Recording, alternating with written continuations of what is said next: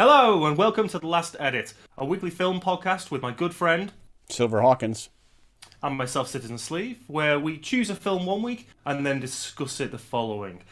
This week has been my choice, following off from our kind of beginning of the gangster thing with Bugsy Malone, and I chose a 1939 film by Raoul Walsh called The Roaring Twenties. Go through a little quick plot synopsis. So, James Cagney, the wonderful, eponymous James Cagney, plays Eddie Bartlett, a World War One soldier who is deemed as kind of a hero over there. He comes back to America and finds that there's no work anywhere. He goes back to the garage he used to work at looking for a job, and he's told there's nothing for him there. He goes and queues up and waits for opportunities that never materialise. He then gets this kind of little event happens where he's asked to deliver something to somebody, and it turns out to be alcohol. And of course, this is just at the point in America when prohibition is enacted and in full force, literally just. So he's arrested. Now, along with that whole situation, he meets Panama Smith, played by Gladys George. And she's this wonderful nightclub singer in this speakeasy joint, and she bails him out.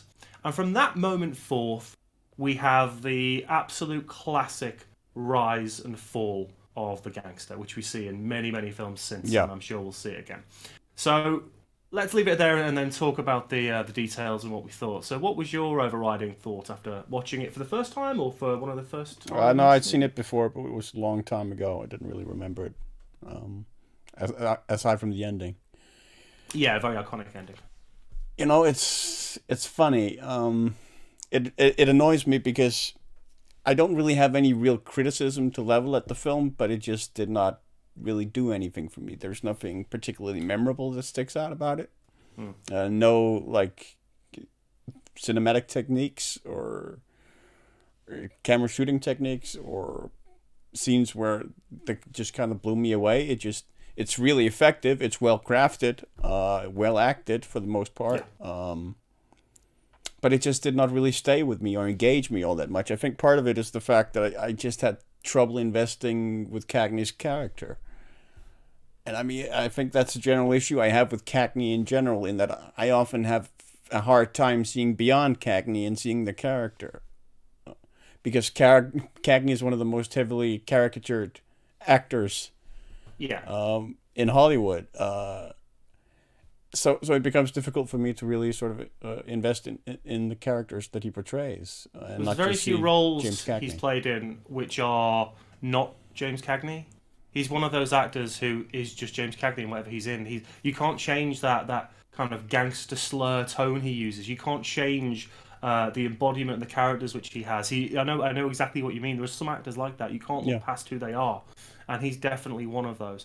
I think Bogart is actually stronger in this film. He's got some moments which are really interesting. At the very, very start, they're sat shooting the enemy, and in World War One, in World War One, and I think it's Eddie who says, "There's got to be a kid over there of no more than 15." Yeah. And George, played by Bogart, just goes, "He won't live till 16."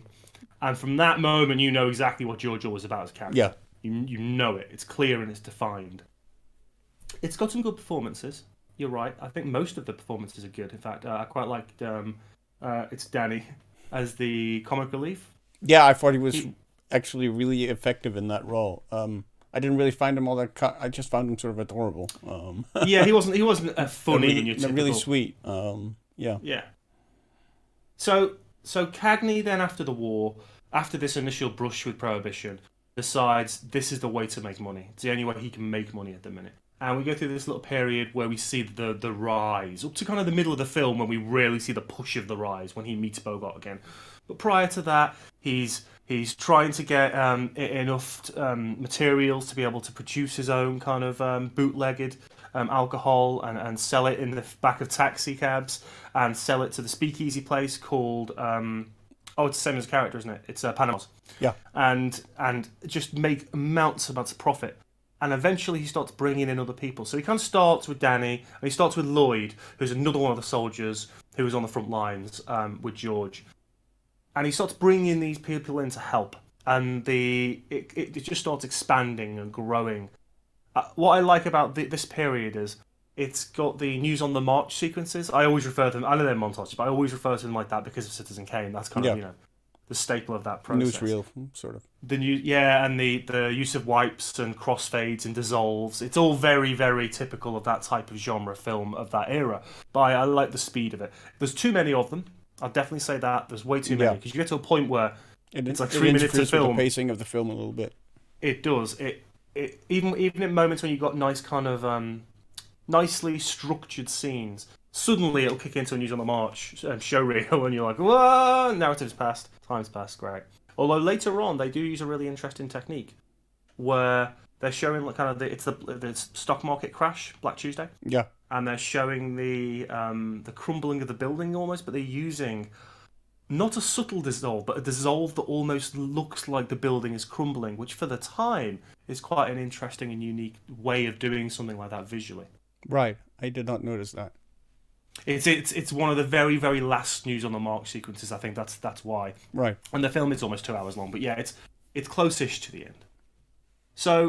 So then we have his rise. We have him establish this empire. He decides he's going to make his own from now on. Gets rid of the suppliers which are overcharging him, and then starts realizing that he needs better quality stuff to compete and make even more money.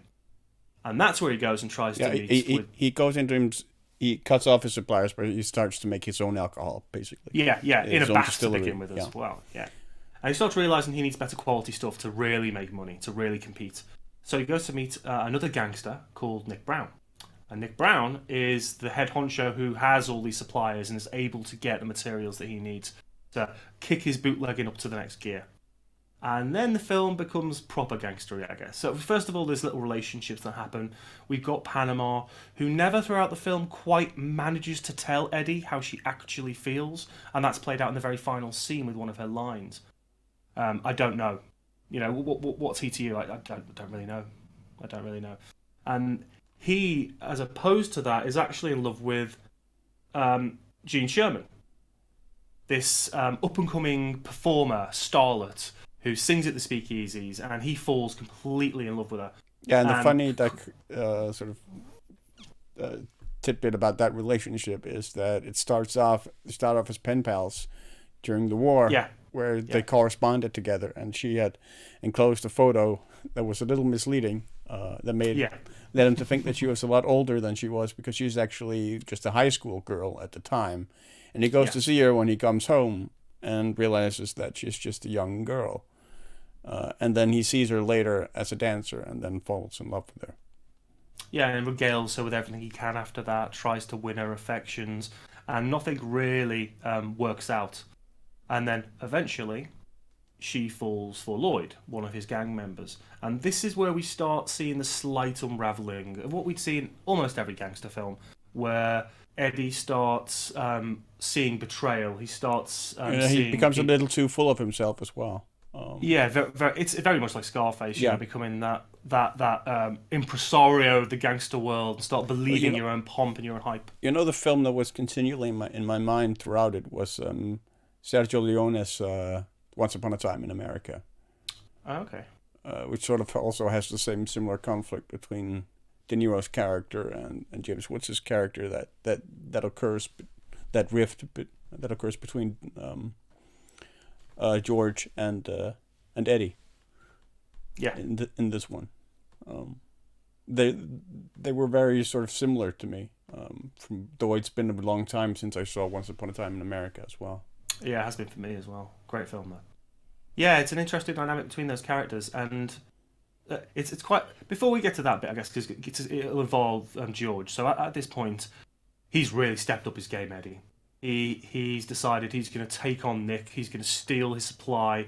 He's going to fund his own, empire building, and he ends up on a ship, a Coast Guard ship, sailing to where this supply ship is coming into harbour. And he gets on there, he takes over the ship, lots of firepower. The fights hold up relatively well, I think. Not amazingly, but relatively well for a film. I think that one does, but some of them don't. I think the gunfights aren't bad, though. I don't know. I feel like they are, especially because they're sort of neutered by the fact that no one really is sort of all that impacted by getting shot. Yeah, but you still see, even in that era, kind of the bullet shots coming off the bits of wood. It's like at least tactile effects were used. I think part of the problem back then was the camera movements. So bloody difficult to do because cameras were so huge. So, Yeah. having to set up scenes and get those kind of things to be more kinetic in the way it moved is going to be really, really difficult. But yeah, so he takes up the ship, and lo and behold, there's George working for Nick, protecting all this stuff. And so after a bit of a chat, they strike up a 50-50 partnership, which isn't really 50-50. It's more on Eddie's side, which becomes a bit of a bugbear later on for George. But after that, that's when things really take off. And we see the proper rise, into the riches part of the film. And Bogart, man, some of his lines are just... Like later on when they're sat at the table, he just very bluntly says, she's into Lloyd, don't you? And he raises his fist, calm down, Panama's there, just calm down. And lo and behold, there's nothing hidden with him particularly. He's just straight up says what he's got to say. It's quite a unique character for Bogart because Bogart, in my opinion, is a far better actor than Cagney. But at that time, Cagney was the more famous. He was the one with the absolute pomp at that time. And Bogart was very well known, but then he would later go on to do some really important films, really big films. But their dynamic, I think, works quite well.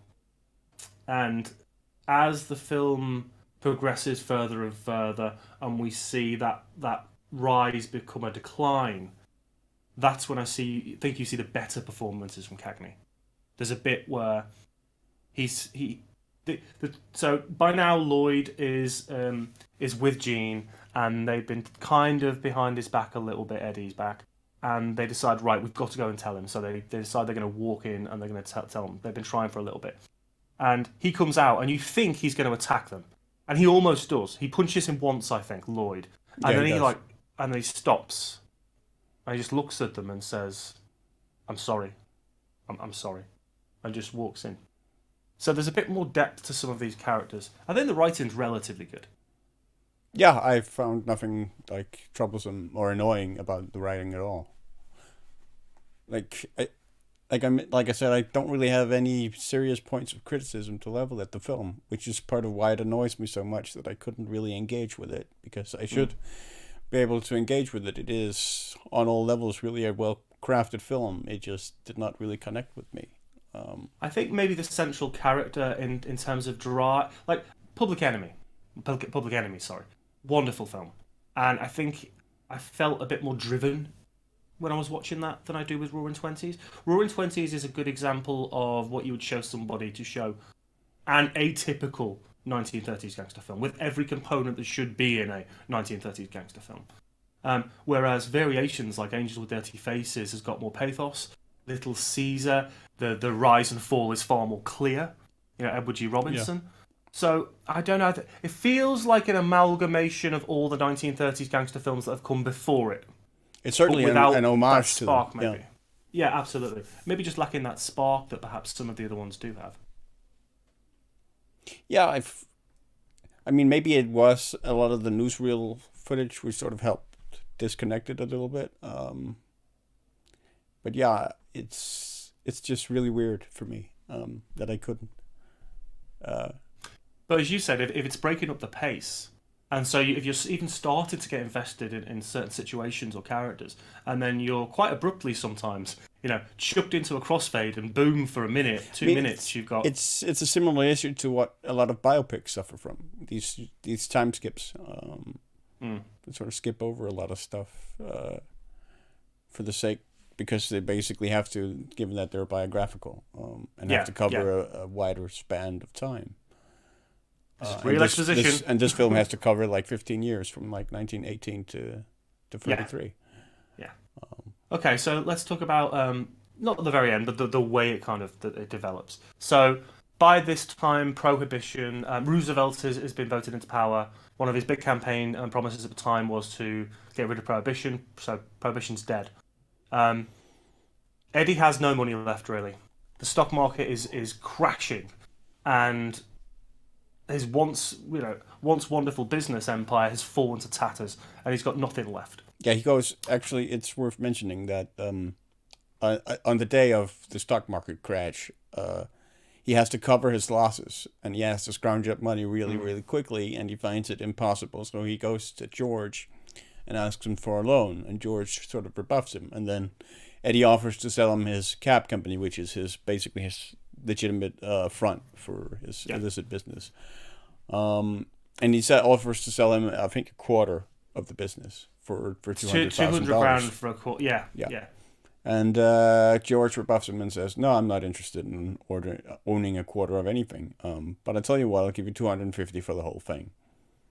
And I'll leave you one cab. Just weeks earlier, Eddie had a $2 million offer for the whole company, and now he has to sort of take the $250,000 because he has no other options. He has to get that money right now to cover his expenses. And then George takes over the company, and Eddie is basically left with nothing. And he then also finds out that Lloyd and Jean have gotten married and have a kid. Yeah. And he doesn't take that particularly well either. So he sort of starts drinking. Yeah. Well, he's doing the taxi thing, and he comes across Jean, and she wants a lift. And at first he's quite standoffish. He doesn't really want to. He just says yes and mumbles her on, and then something clicks, and they go back to the house, and he sees their kid dressed as a cowboy. And I guess he's wondering what could have been, what maybe he thought should have been. Poor Panama at that point, though. Poor Panama. And then, he goes off the rails. He just starts... It's a different bar called Flanagan's, I think, that Panama's now working at. And he's just getting decimated permanently every night. And then it's Jean Jean is threatened.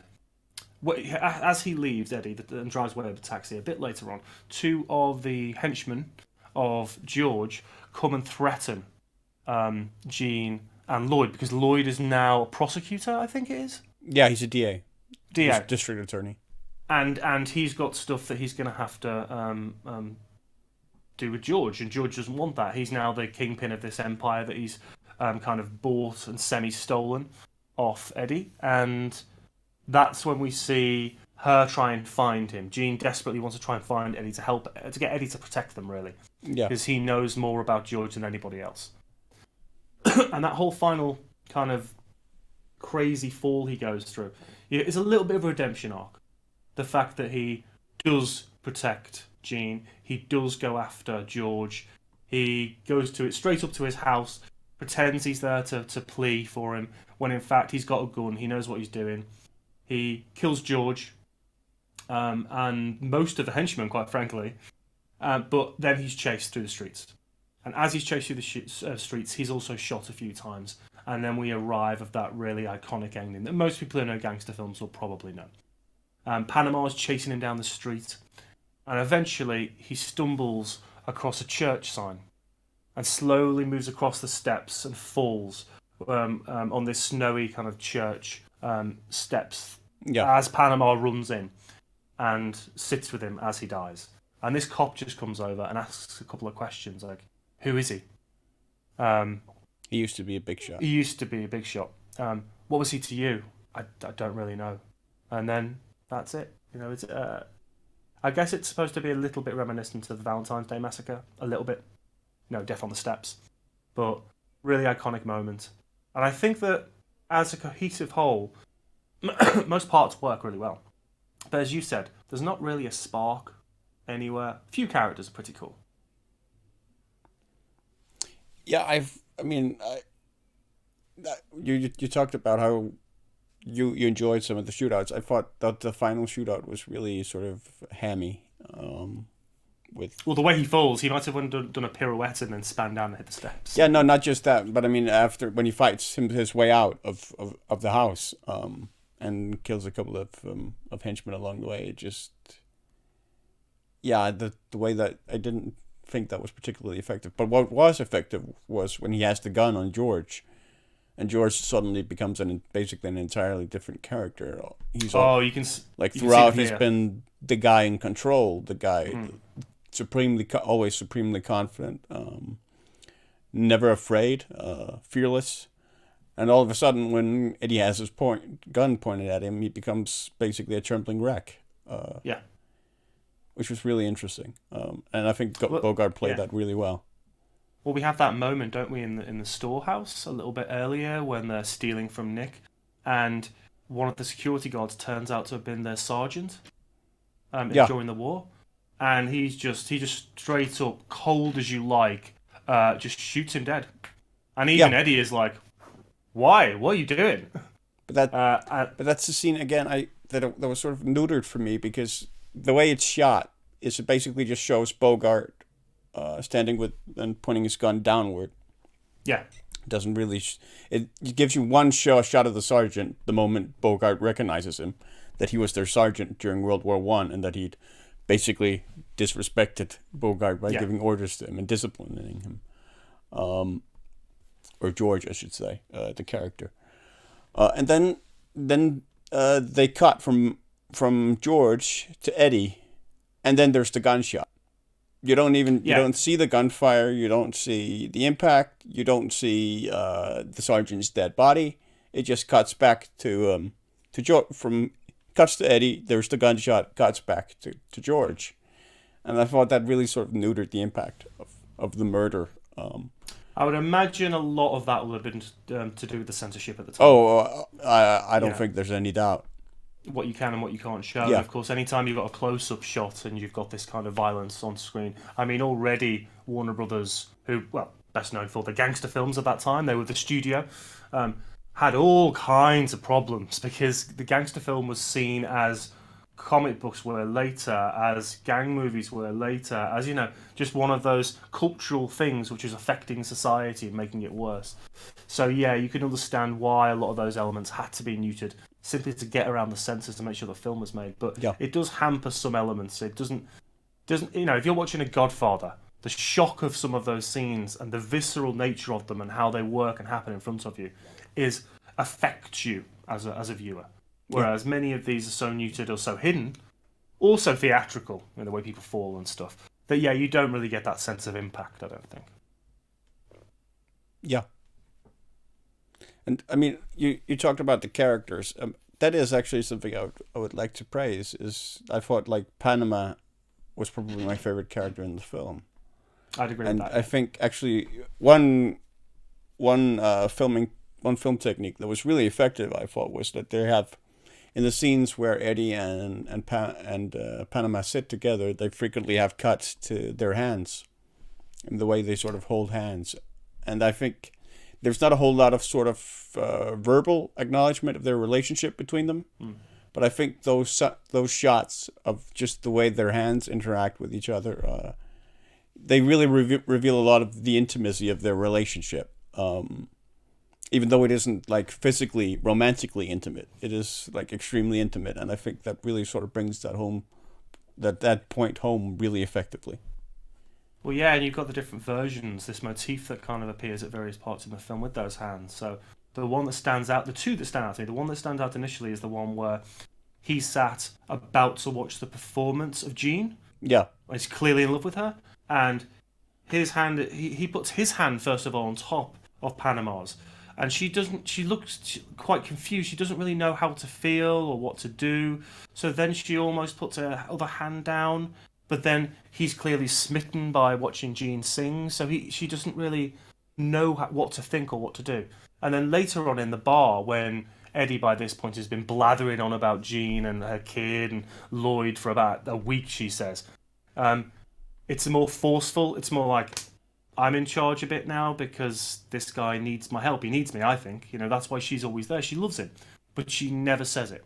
So you have this kind of unrequited love, this subtle relationship throughout. And I definitely agree that Panama, I think, is the strongest character in the cast. I also felt like, I don't know if Priscilla Lane was the one who actually sung the nightclub songs, but I felt like they were a little bit lacking. They weren't bad.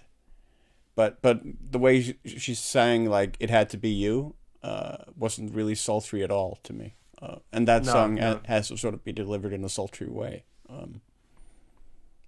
again, I mean, that could have been the censors, but I've seen gangster films prior to that, which have got I mean, sequences where... this was the period of Mae West, so I don't think Well, so. yeah, of course. Yeah. I don't know. Yeah, oomph, pizzazz, and spark, I think, is what this film is perhaps missing. If you want a film which tells you about prohibition, tells you about that period, you know, the black market crash, the literal Roaring Twenties, as it were, and kind of what took place in that era, it's a good film to watch. But it's not a film that's gonna... Only a few parts of it really have ever stuck with me. And rewatching it again has not made me think any other parts are going to stick with me. Right. For that long. It's a... If I was to put a gangster film in a box from the 1930s, it would be this one. Because it ticks all the boxes, to some extent. Right. Yeah, I mean, yeah. like I said, it's really well crafted. I struggle to level any particular criticism at it. It's really well made. It's well shot. It's a good film. Yeah, it's got some good sequences. It's got some nice acting. It's got a decent rise and fall, and it really epitomises that era in 1930s, kind of 1920s gangster America. Right, so folks, for anyone who's interested in that era and wants to have a bit of a look at a very good gangster film, but perhaps not one that will grab you and keep you afterwards, give it a watch. You've also got plenty of others if you're into that era, like I've mentioned already, Little Caesar, Public Enemies, Angels with Dirty Faces, a whole plethora of really, really interesting films. Right then, Mr. Silver, what shall we be watching next week? I think we've actually come now to my favorite film of all time, which is the Coen Brothers' Miller's Crossing, which is another gangster film. So we're staying in that genre for now. But yeah, certainly has probably the best script I've ever come across. An incredibly dense Wonderful film. cast. Incredibly dense film. Yeah. It requires you to pay attention, and it requires multiple viewings as well to really sort of catch all the nuances of, because there's so much in that film that takes place off camera and is just mentioned offhand by other characters.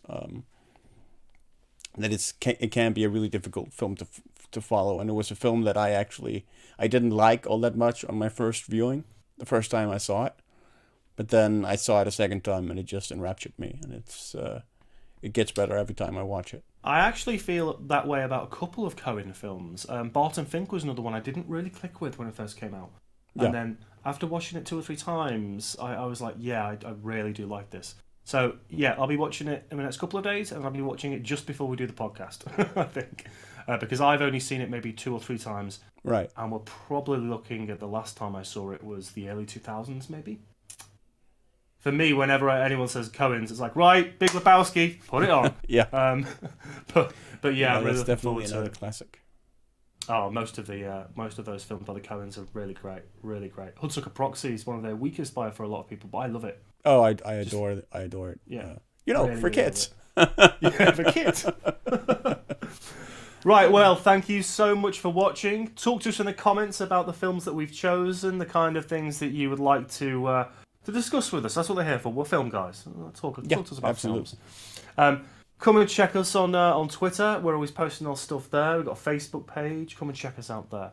This has been The Last Edit. Thank you very much for watching. And take care. See you again soon.